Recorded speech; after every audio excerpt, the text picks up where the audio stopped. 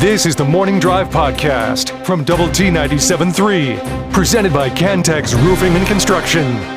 I'm Mike Hebert, owner of Cantex Roofing and Construction. Every day is game day, and we'll get it right when it comes to your roofing, construction, windows, and mirrors. Call Cantex Roofing and Construction today. Together, we are one serving you.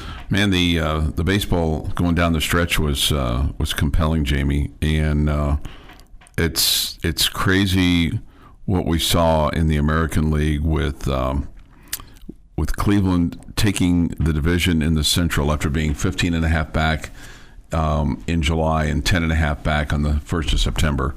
They win the division by 1 over Detroit.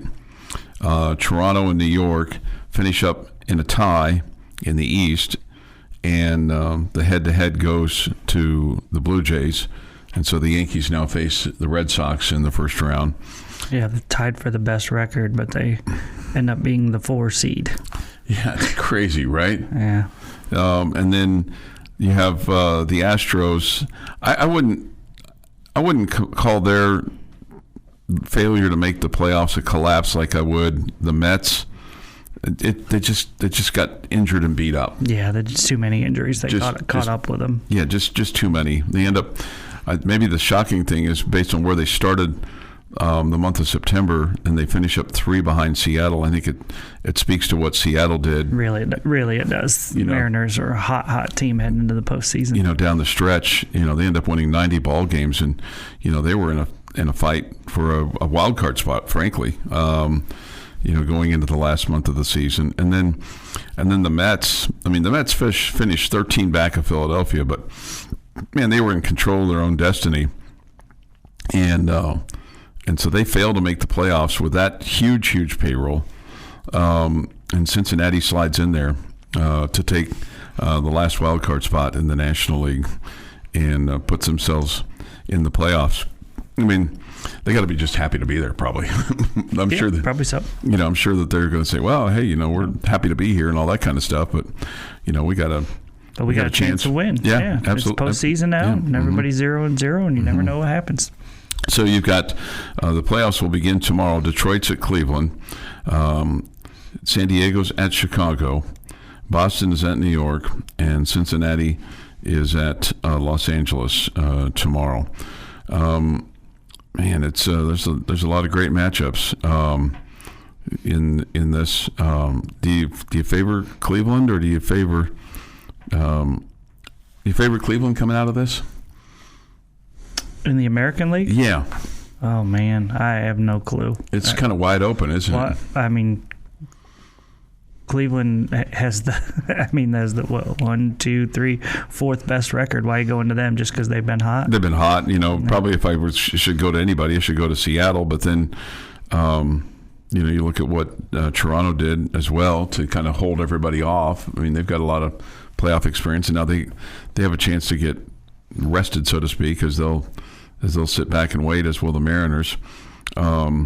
Maybe the shocking thing is that the Dodgers have to play in this. Yeah, no doubt. In this early series, right? Sure, that they weren't one of the top 2 seeds. In the West, in the National League. Yeah, and so they'll have to. And sometimes, man, it's weird how this works because, if they go on to win, they say, well, having to play early, we kept us in our routine. We didn't sit around and wait. We didn't get, fat and happy, so to speak. But I'm sure you'd like to have some rest, right? I'm sure you would want to rest your pitching staff, no doubt. Yeah. So you got Philly and Milwaukee that will wait winners there in the National League. If you just kind of looked at it, or would you say Seattle, or would you say Toronto? Would you say Milwaukee, Dodgers, Philadelphia in the World Series?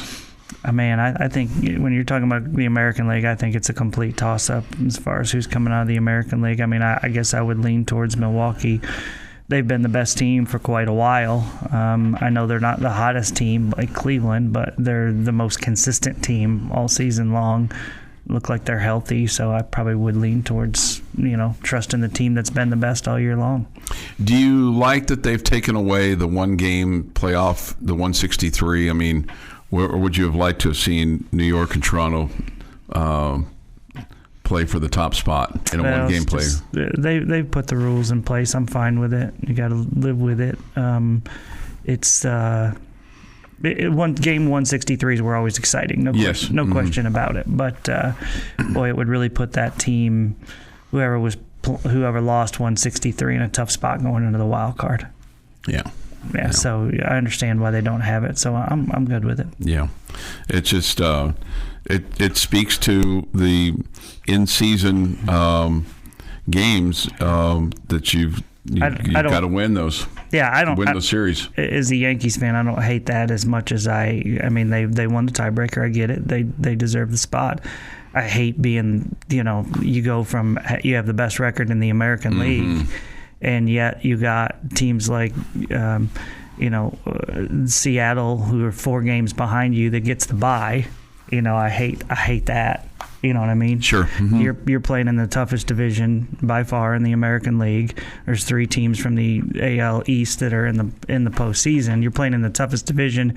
You have the best record, yet Seattle, who is in the weakest division in the American League, and that surely factored into their 90-72 record, gets a bye even though they're 4 games behind you. But again, you didn't hear me complaining about this last year. Okay, or if that's ever been a case. I don't know if a team with the best record is ultimately had to slid to the 4 spot because it's they're tied.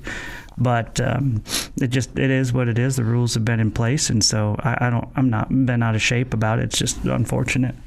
It's kind of like the NFL when you have a team that wins its division, and we've seen this. They might have a 9-8 record or whatever, and they're hosting a team with a much better record. Yeah. That's exactly right. Yeah, and that's the situation you have. Them's the rules, right? Yep. And and then you play another. Those wild card games could go either way, so it should be fun. These wild card matchups, I think, in both leagues. And the Mets only have themselves to blame. Because they finished 83-79, and Cincinnati had the same record, but Cincinnati had the tiebreak. And Cincinnati went 7-3 down the stretch. The thing that's interesting is both teams lost yesterday. Yeah. So I mean, if the Mets had won and Cincinnati had lost, then the Mets move on, and the Cincinnati was in the position of, we go into that series. All we got to do is hope that the Mets don't win, or we win. And then we move on. So they were in the kind of the catbird seat this morning. Your daily dose of sports and fun. This is the Morning Drive Podcast from Double T 97.3, presented by Cantex Roofing and Construction. Final Monday in September the 29th, 2025. Here is Jeff McGuire. 1913 is where we will start, gentlemen, with the Washington Senator Walter Johnson winning his 36th game of the year. Wow. It's impressive.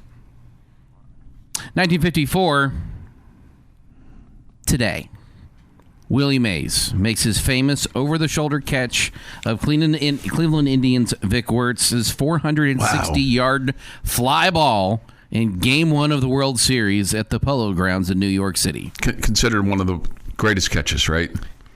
Oh, yeah. In any other ballpark, that's gone. I think 460 feet. Yeah. Not yards. You said yards. Did I say yards? Yeah.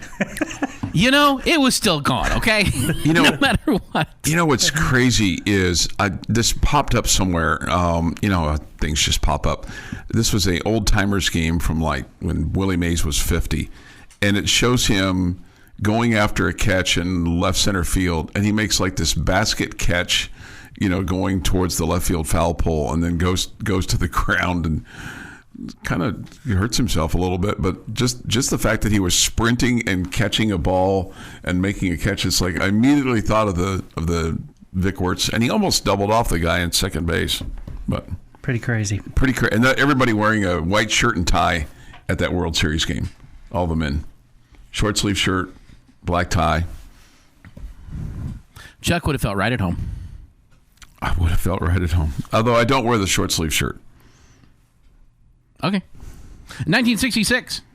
Sandy Koufax pitches his third 300 strikeout season. 1976. I don't know if this move is going to work out for him. Tommy Lasorda replaces Walter Alston as the Los Angeles Dodgers' new manager. I don't know about this one. We're going to have to keep an eye on this guy. Seems like he likes lasagna a little too much. Anybody who likes lasagna too much is a little bit scary. 1985. Baltimore Oriole manager Earl Weaver is ejected from both games of a doubleheader at Yankee Stadium. If this sounds somewhat familiar, it is. He is the only manager in baseball to ever be tossed out of 2 games in a day twice. Nice. That's funny. And in 2007, Michael Crabtree 3 touchdown catches gives him a freshman record tying 14 in 5 games as Texas Tech beats Northwestern State 75-7. Chuck, Cup of coffee? raise your glass. Okay. Cheers. Cheers. Happy Coffee Day. Happy Coffee Day. Okay. Happy Coffee Day. Hey, Nice. Current Houston Rocket Kevin Durant turns 38 today. Wow. That he's a current Houston Rocket or that he's 38? 38. yes. The answer to that question is yes. Yes. Zachary Levi is 45. Ian McShane is 83. Calvin Johnson is 40. And Ken Norton Jr. is 59. He got a shout out on the Cowboys broadcast last night. Did he really? Because the center for the Eagles, who was the center for the Chiefs, was the second player ever to win 3 Super Bowls in a row. Okay. Ken Norton Jr. was the first. 2 with Dallas and 1 with the 49ers. Yeah. Okay. And on this day, 1988, Stacey Allison of Portland, Oregon, becomes the very first American woman to reach the summit of Mount Everest, 29,039 feet above sea level, highest point on Earth, as we all know. She was a member of the Northwest American Everest Expedition and climbed the Himalayan peak using the Southeast Ridge route. I don't care what route you use. As long as you don't just parachute on top of it. You get there, man. You get there. And that is this day in sports history. Even that seems like it would be a little bit crazy to parachute and land there. Yes. I feel like that when the airplane's doing all the work and you're just making sure you land in the right spot. I don't know. It's a But- slippery slope, I'm sure. Literally. Yeah, literally. Yeah, right. By the way, in case you missed this last night, the 40-40 tie was the second highest scoring tie in pro football history. It will be the highest in the National Football League. The Raiders and the Boston Patriots, which is what the New England Patriots were called before, they just decided to encompass all of New England, played to a 43-43 tie in 1964. Okay. Wow. How about that? About it. It's 43-43, the Cowboys game last night. If you missed it, 40-40 at the end. So neither side seemed happy last night. Well, they shouldn't have been. Yeah. But sometimes, sometimes ties, there's a team that feels like they blew it, and then there's a team like, okay, hey, Green Bay should be happy to get out of here with a tie. Green Bay should be feeling like they should have won, that they were a better team than what they showed. And Dallas should be saying, we had every opportunity to win this game, and we kept giving it back to them. Mm-hmm. We had a 2-point conversion for us on their touchdown, and they ended up tying this And that was game. a beautiful block. It was a great block. It was a beautiful, beautiful block. But you want to know why I can't get on board of sunshine pumping this Cowboys team, Chuck? Oh, okay. I mean, this is really where it comes down to. They're 23rd in run defense for yardage. 23rd. They are 29th in giving up rushing touchdowns. There's only 3 teams worse than them, giving up more rushing touchdowns than they are. Now, they make up for this by being the worst in the NFL in passing yardage, yards per attempt, and they're tied for worst with the Bears for most touchdowns. Sometimes I think you just look for the worst in everything. This is why they're not a good with regard to team. the Cowboys. I know, but I mean... The Cowboys deserved to lose that game It was last a night. very entertaining game last night. And they didn't, because Green Bay also deserved to lose that game last night. Jamie, not that I'm going to fly Eagle fly all the time, but I did root for the Eagles yesterday in their game with the Tampa Bay Buccaneers. I just cannot stand Baker Mayfield. I cannot stand his antics. He didn't disappoint and made a stupid throw there that cost him the game. Yeah. Yeah. I mean, and the Eagles are 4-0 in the season. It's crazy. They had 0 yards passing in the second half. Yeah, I mean, the Eagles, it feels like every game played poorly in one half and really well in the other half. This game, it was the first half they played well, and the second half they played bad. Saquon Barkley, 19 carries for 43 yards. And I thought the Chiefs looked like the Chiefs yesterday. Now, bear in mind, you have to kind of tap the brakes a little bit because Baltimore is really, really dinged up, especially defensively. And they got even more dinged up in the game. Lamar Jackson ended up leaving with a hamstring injury, but frankly, the game was over at that point in time. But defensively, they were missing, I think, 4 starters, and then 3 more went down. So at the end, they were down about 7. But Mahomes threw 4 touchdowns. He looked really good. It looked a lot different having a deep threat in Xavier Worthy come in, so the Chiefs level their record at 2-2, and it is great to hear the Chiefs Radio Network on our airways yesterday on 100.7 The Score. I enjoyed listening to the game and the pregame and everything that took place. So just so you know, moving forward, we'll have all the games for the Chiefs on the Chiefs Radio Network on 100.7 The Score, just like we do with the Cowboys here on Double T 97.3. Cowboy Hour tonight at 6 on Double T 97.3. Then Monday Night Football, the Bengals and the Broncos from Denver. And then High School Fan Zone tonight at 6, coaches from Estacado, Friendship Memorial, and Liberty, all coming into the First United Bank studio today at 6 for the High School Fan Zone. The Morning Drive podcast from Double T 97.3 is presented by Cantex Roofing and Construction. Thank you for being with us today. Thoughts, comments, Yates Flooring Center chat line. Go to the Double T 97.3 mobile app. It's presented by Happy State Bank. What did you think of the firing of Sam Pittman at Arkansas? It feels like that it was just the inevitable. Bobby Petrino's a snake.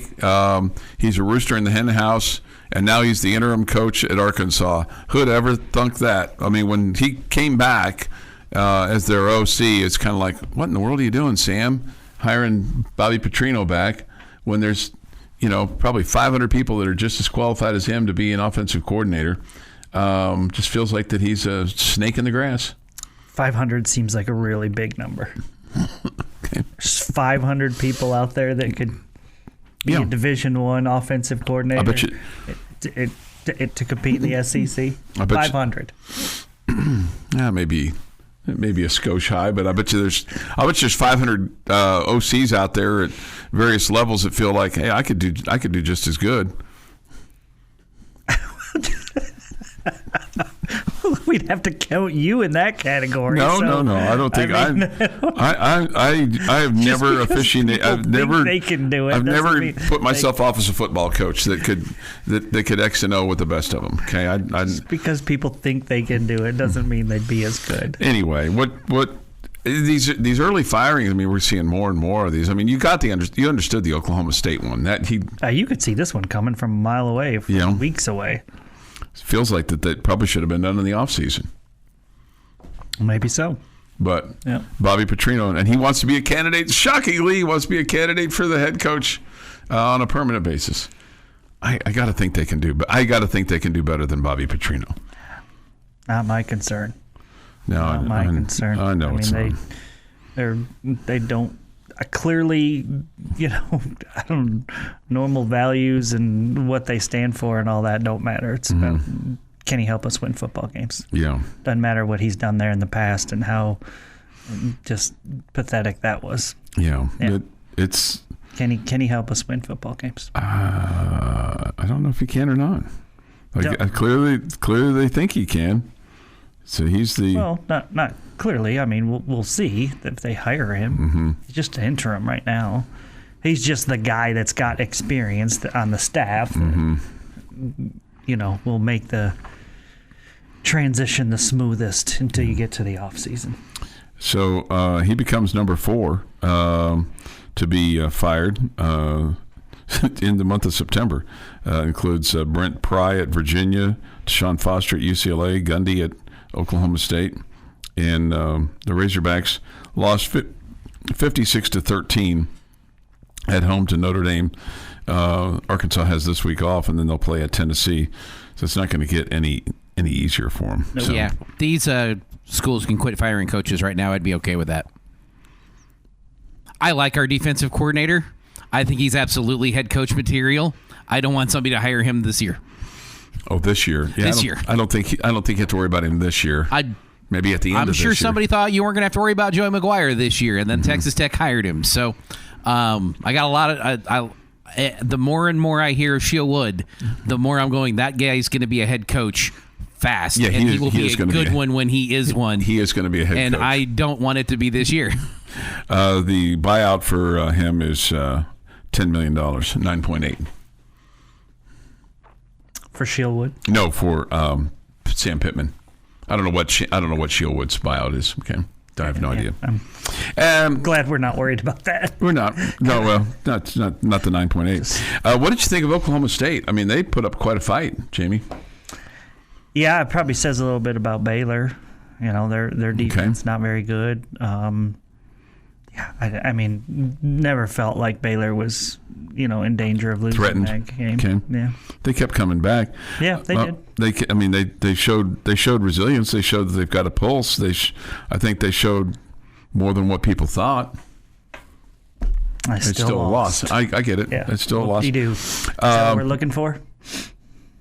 I really wasn't looking for a whoop-de-doo. I need to start looking for whoop-de-doos. No, I mean, are we looking for resiliency? Are we looking for?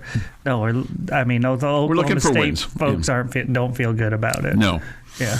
Whoop-de-doos. I should look for whoop-de-doos. I had a junior college coach. He would always. I'd ask him a question, and he'd say, "No question about it." So it became kind of a joke with me and a couple of my buddies. Like, "Hey, do you think you can get Coach Hetwer to say no question about it?" I said, "Oh, no question about it." And I would ask him a question that would set up, and he would respond with "No question about it," and we feel like we'd won the broadcast when he said "No question about it." It's just a private funny. But how about K-State? I mean, they win 34-20. I realize it's UCF, but I mean that shows some offense and shows some resiliency for them. I don't know if it means that they're back or anything like that, but they did win and move their record to 2-3. Yeah, hard to gauge, but there was you didn't feel like they had packed it in or anything like that. So I'm sure the folks at K-State were glad to see that, and we'll see if they can get things turned around.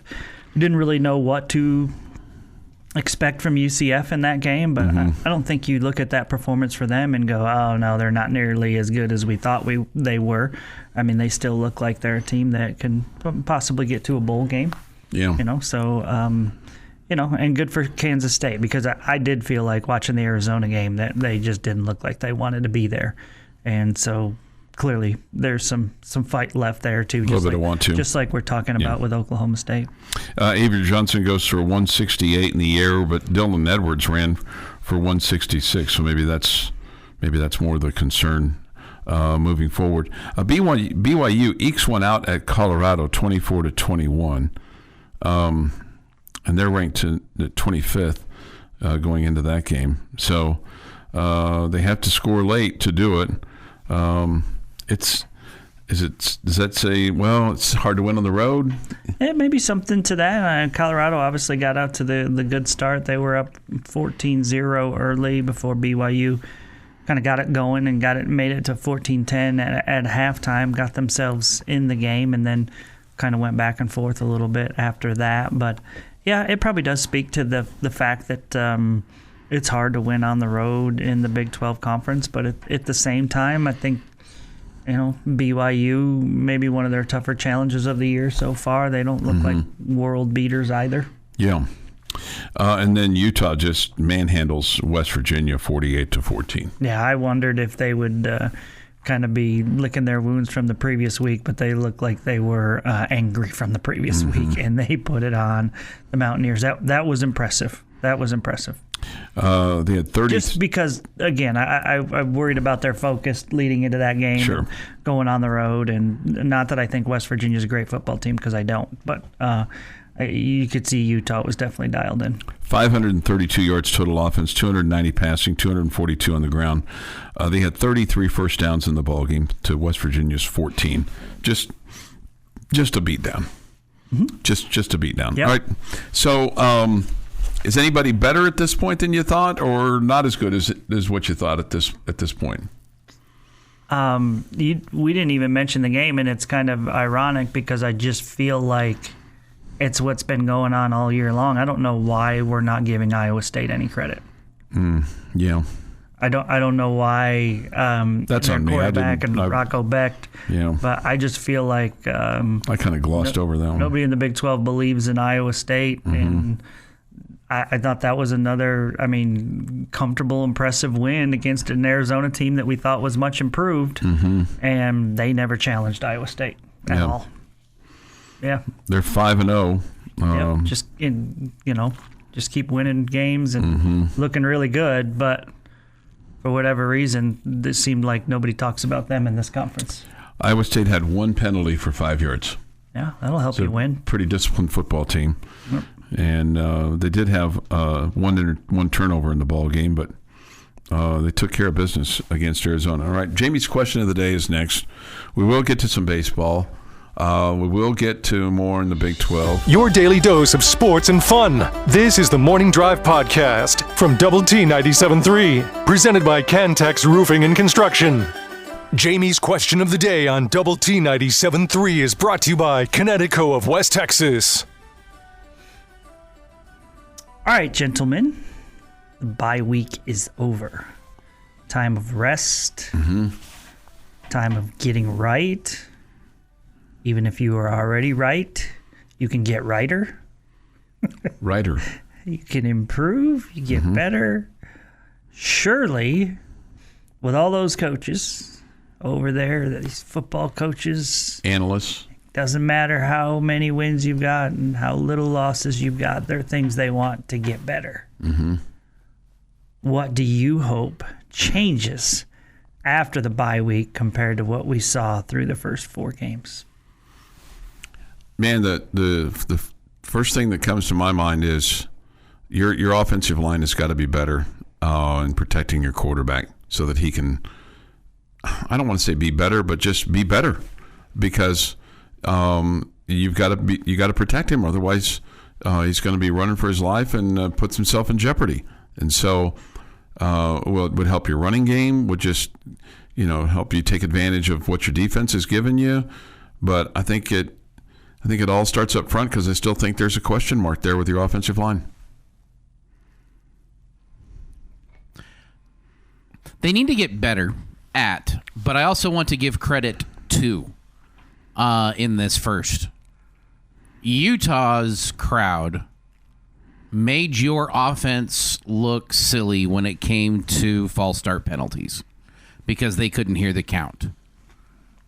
So I want to give. I don't know how many more environments Tech is going to play like that. That was superior, and I want to give Utah credit for that. But they need to get better at making that decision faster, and maybe recognizing you can make that without having it be a halftime situation for the offense. Like the offensive guys look at each other going, "Hey, we can't hear each other. We should maybe go to a silent count that we practiced so we know what to do now." Recognition might be how I would describe this to avoid dumb penalties. But Okay. Again, give credit to Utah for forcing those. We're on the same page, but Utah was not the first time you had trouble with penalties. Through 4 games, your opponents have 14 penalties against you for 100 yards. You have 37 penalties. Oh, my goodness. Okay? You're averaging 79 yards per game of penalty yardage. I'm just flat out just going penalties. Yeah, I mean, Utah, it became a bigger deal because you were actually challenged by a good football team. And you saw how much it held your offense back. So I'm agreeing with what you're saying, Jeff. I'm just saying it wasn't just Utah. and recognition, all that. You got to get better. You got to be more disciplined. 37 penalties in 4 games. That's a big number. That's a big number. We had really, really improved in this area under Coach McGuire. But so far this year, that's not been the case. Matt says this: Utah's crowd didn't make us look silly. They were piping crowd noise through the speakers. We were there, and it was obvious. Doesn't matter. I mean, that environment created problems for you. Yeah, no doubt. I have no idea if that's true or not, but whatever. I'm just saying. Yeah, the penalties really held you back offensively. Got to be better. Yeah. Got to be better. Yeah, you got to quit shooting yourself in the foot, so to speak. And I felt like after halftime, when they all got everybody together and went, okay, we're going to do this differently now, that they did. So they're capable of. Well, let's tie this all together. Are you buying any of my offensive line? Let's tie this all together. Okay. Part of what the offensive line needs to improve on is penalties. Yeah. Pre-snap, okay? right? Yeah, penalties, right? Pre-snap, starts. I don't care, whatever. Yeah. You can be holding, whatever. Yeah. Offensive line needs to improve on penalties. If you're not penalized as much, you're not playing from behind the sticks as much. Yeah. And guess what? Defensive lines aren't able to attack and go after your quarterback as much. They have to sit back because they don't know if you're running or you're passing, whatever.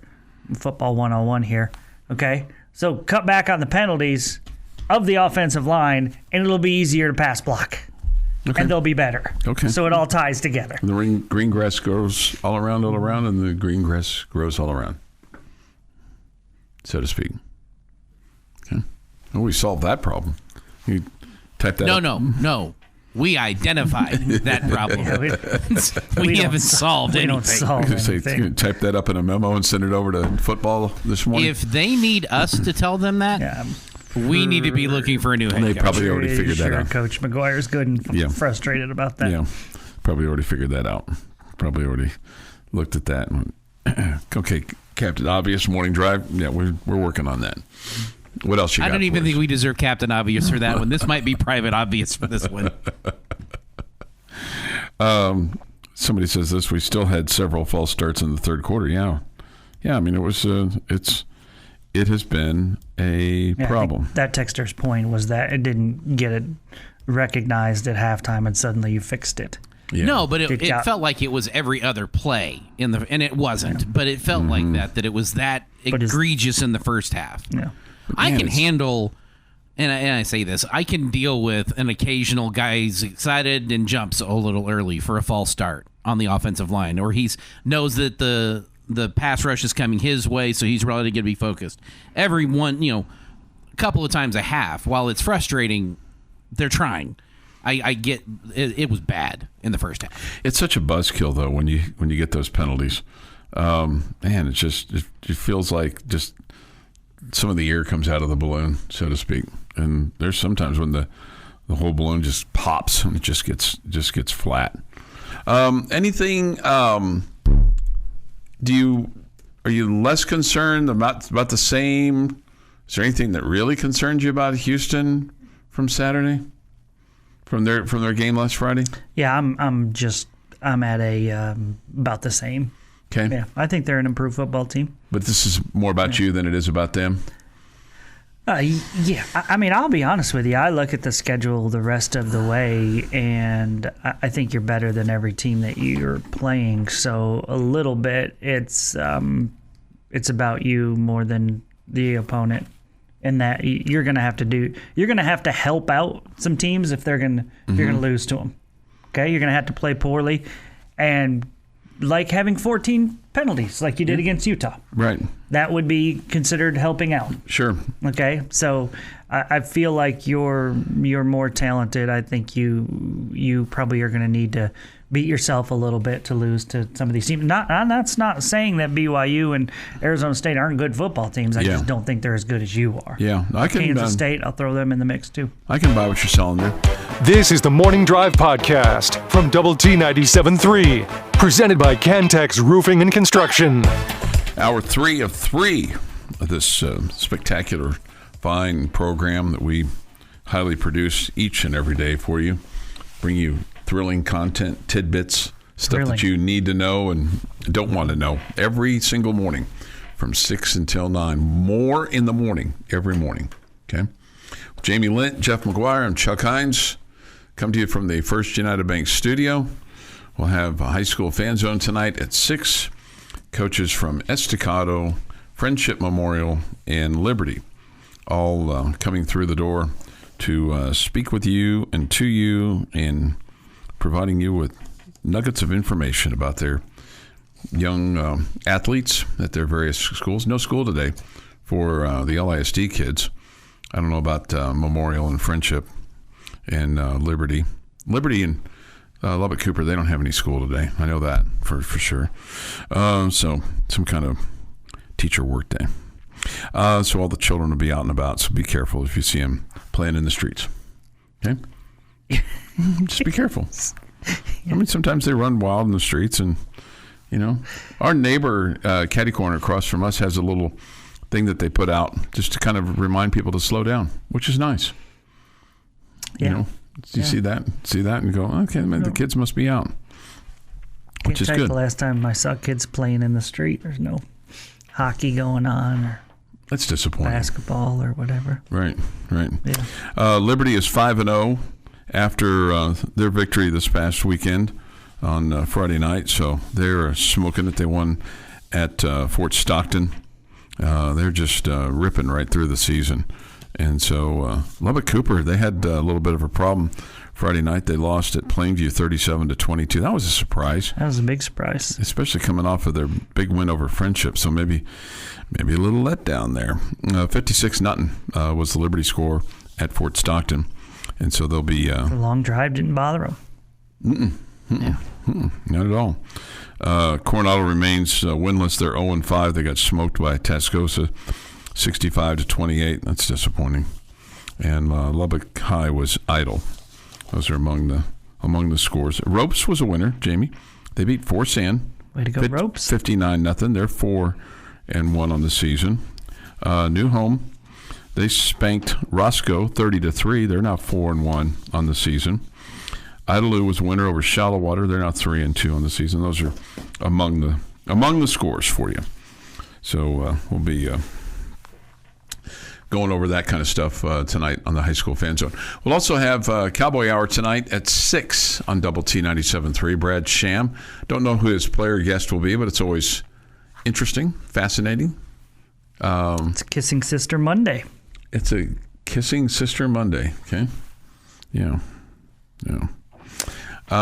Do you get that? Yeah. Okay, you do. Yeah. Okay. Yeah. Why Ties like is kissing your sister. That I know that phrase, but I don't know where it's from.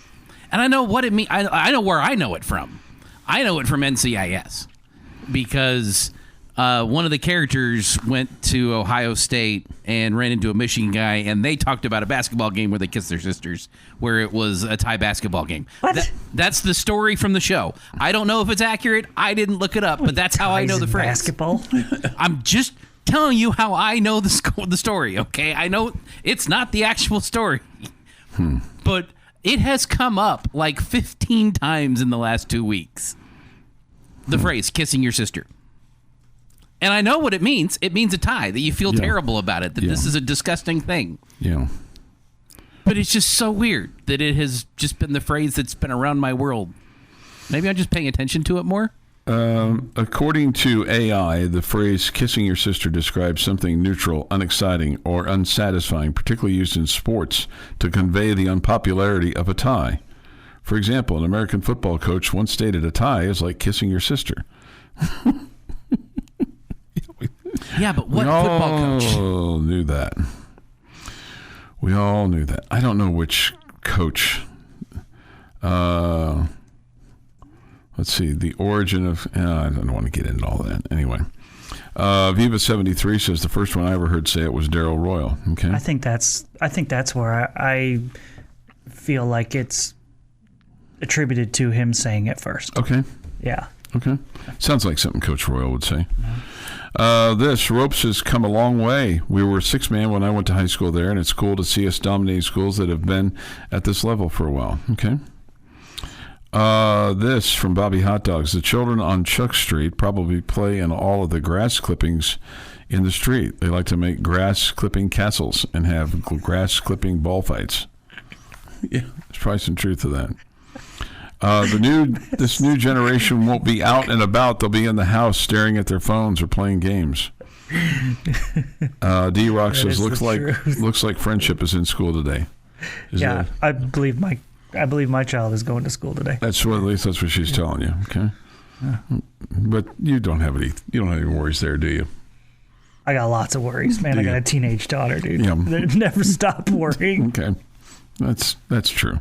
Or scratching my head, or putting my earplugs in, or let me tell you, wishing we were out of the teenage years. Some of that never goes away, Jimmy. I'm just telling you, as they get to become adults, and then real adults, then it doesn't necessarily go away. Go ahead. Going back to the grass clippings just very quickly. Sure. I saw something last week, and I've been meaning to ask you about it. Mm-hmm. And this reminded me to ask you. I know blowing the grass clippings in the street is your biggest pet peeve. Yes. Where does dumping them in the dumpster rank? Like, not bagged, like you took your bagged lawnmower and just dumped the bag. That's what I do. That's what you do. You don't bag it up before it. Okay. No. So that's fine. Yeah. I just wondered. It just goes in the dumpster. I think it's fine. Yeah. I didn't know if that would be on par, because then you're just filling up the dumpster with grass clippings. Mm-hmm. Hey, me and the Phenoms and the Lucky Lady and their parents of the Phenoms all went out to the fair on Saturday, and I met a morning drive listener as I was standing in line. And Bobby Hot Dogs would appreciate this, although maybe not, because it was rib meat in a hot dog bun, and the guy behind me goes, what do you think Jamie would think of this? And I said, Jamie, sounds good. Okay, all right. Man. I said, I didn't think you would like that. I like rib meat. Was it in barbecue sauce? No, not really. I mean, you could put it in some if you wanted some. I would have preferred it in some barbecue sauce. Yeah. But, that sounds good. I like rib meat. Okay. Put it in a bun. I was wrong. I guessed wrong on that. I mean, lots of times I've had it in like a hamburger bun. Sure, yeah. So in a hot dog bun, I'm good. Yeah. Easier transportation. I wouldn't even need to dip that in ketchup. Okay. There you go. This has been the Morning Drive Podcast, presented by Cantex Roofing and Construction. Check out our library of Double T 97.3 podcasts at doublet97.3.com.